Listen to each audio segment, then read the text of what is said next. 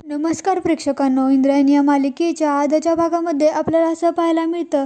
पण त्याआधी तुम्ही चॅनलला सबस्क्राईब केलं नसेल तर प्लीज करून घ्या, म्हणजे मालिकेचे पुढील अपडेट्स आपल्याला पाहायला मिळतील. तर आपल्याला असं पाहायला मिळतं की इंदू विठुरायाच्या मंदिरात आलेली असते. तिला घडलेला सगळा प्रकार आठवत असतो. व्यंकू महाराजांनी सांगितलेलं असतं की ती या वाड्याची मालकीण आहे वारसा हक्काने. इंदू मग मंदिराच्या खिडकीजवळ येते. तेवढ्यातच मागून व्यंकू महाराज येतात. ते तिला बघतात. विठुरायाचं ते दर्शन घेतात आणि मग इंदूला हाक मारतात. इंदू इंदू म्हणते, व्यंकू महाराज तुम्ही? व्यंकू महाराज म्हणतात, बाळा मला माफ कर. सत्यच आहे, पण हे सगळं तुला अशा पद्धतीने समजावं अशी माझी खरंच इच्छा नव्हती. पण नाईलाज झाला माझा. माफ कर मला. इंदू म्हणते, व्यंकू महाराज असं मेन माणसानं माफी मागायची नसती. व्यंकू महाराज म्हणतात, माणसानं चुकलं ना की माफी ही मागितलीच पाहिजे. इंदू म्हणते, एक विचारू? व्यंकू महाराज म्हणतात, विचार की. इंदू म्हणते, तुम्ही म्हणालात माझ्या नावावर खूप जमीन आहे, ते खरंच आहे का? व्यंकू महाराज म्हणतात, हो बाळा. इंदू म्हणते, ती सगळी जमीन मी देऊन टाकते, पण त्या बदल्यात मला माझे आईबाबा मिळतील का? व्यंकू महाराजांना खूपच वाईट वाटत असतं. त्यांच्या डोळ्यात पाणी येतं. ते तिला जवळ घेतात. म्हणतात, इंदू बाळ, आणि मग तीही त्यांना मिठी मारते. तेवढ्यातच तिथे आदू येतो. इंदू अशी हाक मारत असतो. त्याला दिसतं की व्यंकू महाराज रडतायत. तो म्हणतो, काका तुमच्या डोळ्यात पाणी? व्यंकू महाराज डोळे पुसतात. म्हणतात, नाही रे बाळा, आपलं असंच. आदू म्हणतो, काका अहो किती भारी आहे ना, इंदूच्या नावावर सगळी जमीन आहे. व्यंकू महाराज म्हणतात, सगळी विठुरायाची कृपा आहे बघ. आदू म्हणतो, हो. आता मी एक काम करतो, जातो आणि फंट्या गँगला सांगतो की इंदू भारी आणि इंदूकडे जमीनदारी. व्यंकू महाराज आदूला थांबवतात. आदू थांब, हे बघ कुणालाही काहीही सांगायचं नाही. आदू म्हणतो, पण का? व्यंकू महाराज म्हणतात, मी सांगतो म्हणून. कुणाला म्हणजे कुणालाही सांगायचं नाही. आदू म्हणतो, हो. व्यंकू महाराज म्हणतात, वचन दे मला. आणि ते त्याच्या पुढे हात पुढे करतात. आदू पण त्यांच्या हातावरती हात ठेवतो. इकडे अंताजी त्यांच्या खोलीत रागातच येतो. आनंदीला रागातच उडून खाली बसवतो. म्हणतो, काय माझ्याशी फोनवर बोलताना शुद्धीवर होतीस ना? काय आता जरा डोकं खराब केलंस तर ना, तर तुझ्या डोक्याचे 2 तुकडेच करीन. आनंदी रागातच म्हणते, 2 नाही 10 तुकडे करा. पण खरं ते सांगते, तुमच्यासारखं कोचप्पळ नशीब माझं नाही आहे आणि कोणाचं नसेलही. आणि तुमच्यामुळं माझ्या नशिबातही हेच आलंय. तुमचा भाऊ तुमच्या पाठीवरती पाय देऊन जन्माला आला आणि आता नरड्यावरती बसलाय.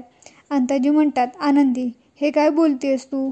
आनंदी म्हणते, इतका नीच आणि हक्कचोर माणूस दुसरा कुणीच नसेल.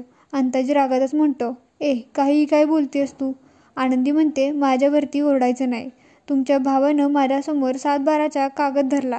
त्यांनी सांगितलं की ही शेतजमीन, मंदिर इतकंच काय, तुम्ही आता ज्या जागेवरती उभा आहात ना, ती जागा सगळी वाडीकरांची आहे, म्हणजेच त्या इंदूची आहे.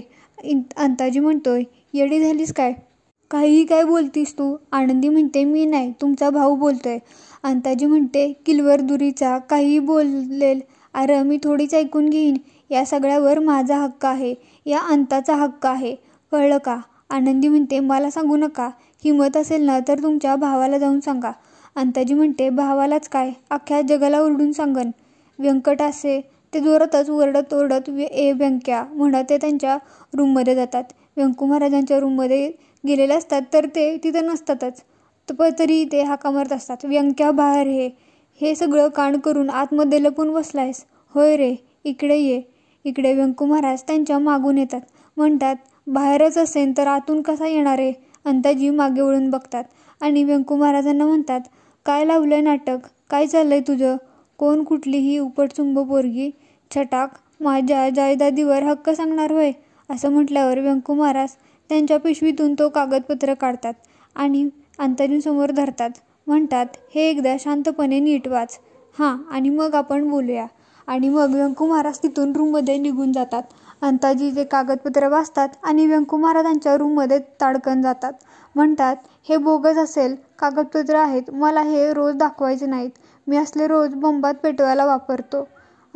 हाड आणि असल्या चिटुरांवर मी विश्वास ठेवत नाही.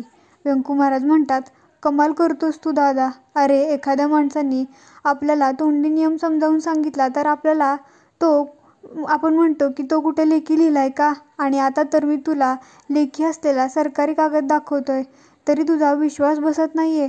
अंताजी म्हणतो, पेपरवरती लिहिलं म्हणजे सगळं खरं होत नसतं.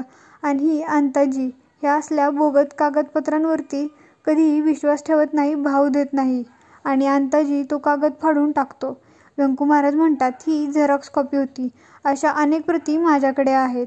अंताजी म्हणतो, अरे पण मी या कागदाच्या तुकड्यांना मानतच नाही. व्यंकू महाराज म्हणतात, तू मानण्याने आणि न मानण्याने काहीच फरक पडत नाही दादा. जे सत्य आहे ना तेच सत्य आहेच. आता इथून पुढे इंद्रायणीचा अधिकार कोणीही हिरावून घेऊ शकत नाही. अंताजी म्हणतो, हे सत्य आहे हे कशावरून? आपल्या पूज्य पिताश्रींनी जाण्याच्या आधी तुझ्या कानामध्ये सगळं सांगितलंय का? व्यंकू महाराज म्हणतात, अगदी तसंच नाही घडलं, पण हे सगळं मला कळवण्यासाठी बाबा पण कारणीभूत ठरलेत.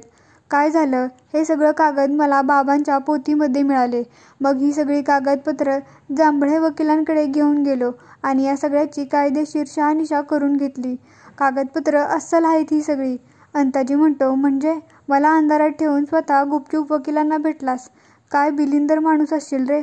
मोठ्या भावाच्या संसाराचे पत्ते उलटे पुलटे करून, स्वतः उलटे धंदे करून स्वतः साधू संत व्यंकट महाराज म्हणून मिरवतोयस. व्यंकू महाराज म्हणतात, दादा काहीतरी तुझा गैरसमज होतोय तुझा. अंताजी म्हणतात, अरे काही गैरसमज नाही, तसाच आहेस तू हकमाऱ्या. व्यंकू महाराज म्हणतात, दादा शब्द सांभाळून हा. अंताजी म्हणतो, त्या दिवशीसुद्धा बाबांच्या खोलीमध्ये जाऊन तू त्यांना चाव्या मारल्यास आणि ही नवी चावी माझ्या हक्कावरच नांगर फिरवतोयस तू. पण लक्षात ठेव, हुकमाचा एक्का आहे, एक किलवर दुरी. अंताजी मला कोणाला बळी पडणार नाही. हा मोठ्या भावाला संपवायला निघालायस ना नालायक, बघतोस तुझ्याकडं. व्यंकू महाराज म्हणतात, दादा थांब, खूप झालं, इतकी वर्षे हे सगळं आरोप मी निमूटपणे ऐकून घेतले, पण आता नाही. आज मी विषय निघालाच आहे ना, म्हणून एकदा काय तो सूक्ष्ममुक्ष लावूनच टाकू. आणि तुला वहिनींनी काय काय सांगितलंय ना हे मला माहीत नाही, पण आज मी माझी बाजू सांगणार आहे, नीट ऐक. आणि ते बाजू मांडायला सांगतात. मी बाबांच्या खोलीत जेव्हा गेलो होतो तेव्हा तुझ्याच बाजूनी बोलणार होतो, पण बाबांचा निर्णय आधीच झाला होता. पण दादा त्यावेळेला तो निर्णय बाबांनी मला सुद्धा सांगितला नव्हता. विश्वास ठेव यावर. मला फक्त बाबा एवढेच म्हणाले होते की मुलगा म्हणून अंताजीचे कुठलेही अधिकार मी काढून घेणार नाही. मला असं वाटलं तुझा कीर्तन करण्याचा अधिकार ते काढून घेणार नाहीत. अरे पण बाबासुद्धा खूप दुखावले होते, त्यामुळे त्यांनी तुझा कीर्तन करण्याचा, गादीवर बसण्याचा आणि गळ्यात तुळशीमाळा घालण्याचा हक्कसुद्धा हिरावून घेतला, काढून घेतला. अंताजी म्हणतात, आणि मोठा मुलगा म्हणून बाबांच्या चितेला अग्नी देण्याचा हक्क पण काढून घेतला. व्यंकू महाराज, दुर्दैवाने हे झालं, पण फक्त दादा मला एक गोष्ट सांग, ज्या गोष्टी केल्यामुळे बाबांनी तुला एवढी कठोर शिक्षा दिली त्यातली एकतरी गोष्ट तू करायची सोडलीस का रे तू?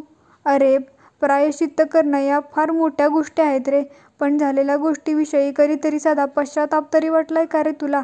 अंताजी म्हणतात, माझ्यावर अन्याय करून मला पश्चाताप प्रायश्चित्त घ्यायला भाग पाडतो का रे तू? व्यंकू महाराज म्हणतात, दादा बाबांनी तुझ्यावरती कसलाही अन्याय केला नाही. त्यांनी कधीही तुला अंतर दिलं नाही. या घरावरचा तुझा अधिकार त्यांनी कधीही अमान्य केला नाही. अंताजी म्हणतात, म्हणून तू त्या सोपांच्या पोरीला पुढं करून माझ्या उरल्या सुरल्या हक्काचा सुद्धा केंडा लावायला निघालायस. व्यंकू महाराज म्हणतात, अरे हे घर काय फक्त तुझं आहे का? माझाही हक्क आहे ना यावर.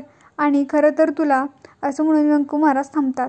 म्हणतात, जाऊ दे, जास्त बोलायला लावू नकोस तू आता. आणि आता फक्त एकच गोष्ट लक्षात ठेव आणि एकदाच ती मनापासून स्वीकार की मंदिराची जमीन आणि सगळी शेतजमीन, आपला हा वाडा ज्यावरती उभा आहे, ती जमीन सगळी इंद्रायणीच्या मालकीची आहे. अंताजी जोरातच नाही म्हणतात आणि व्यंकू महाराजांच्या अंगावर धावून जातात, त्यांची कॉलर पकडतात. इकडे इंदू एकटीच रस्त्याने चाललेली असते विचार करत. समोरून तिला पराग चालत येताना दिसतो. ती म्हणते, पराग दादा. पराग म्हणतो, अरे इंद्रायणी वाडीकर, काय म्हणता? इंदू म्हणते, कसा आहे तू? पराग म्हणतो, मी बरा आहे.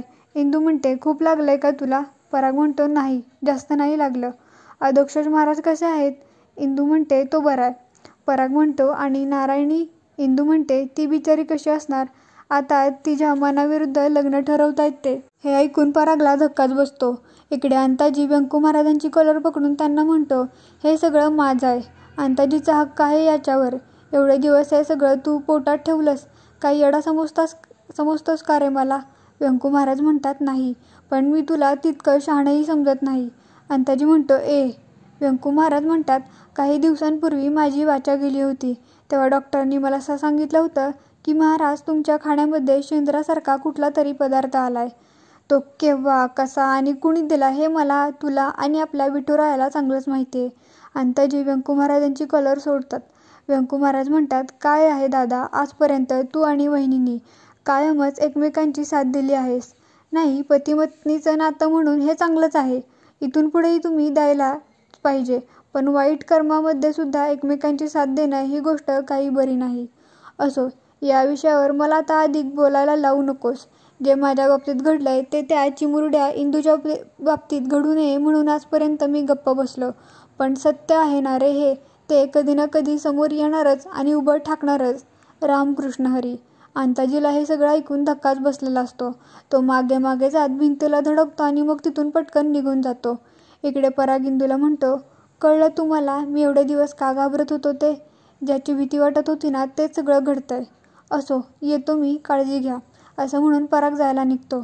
इंदू म्हणते, पराग दादा, नारायणताईला काही निरोप द्यायचा होता का? पराग मागे फिरतो आणि म्हणतो, आहे निरोप. सांग त्यांना आता हा पराग कुणालाच घाबरत नाही. मी येईन घरी त्यांच्या. आणि इथेच हा भाग संपतो. आपल्याला हा भाग कसा वाटला कमेंट करून नक्की सांगा. व्हिडिओ आवडला